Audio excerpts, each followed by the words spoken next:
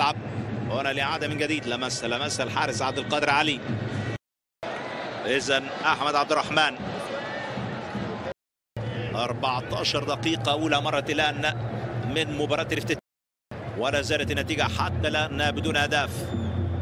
هنا الأولى مرت بجوار القائم الأيمن. هنا الإعادة من جديد. مروغ الاشتوي جميل على المدير الفني الصومالي نور أمين. هنا في ملعب نيلسون مانديلا عادت الكرة، وكيف عادت من المدافع أنا توف لا يرحم. أنا توف لا يرحم يسجل الهدف الأول في هذه المباراة بدون تسلل، لأن الكرة عائدة من المدافع الآن بهذه الكيفية الرائعة.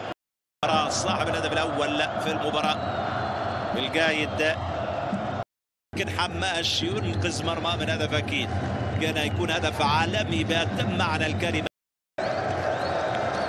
إذن تصدي ممتاز من جانب الحارس الصومالي في هذه اللقطة.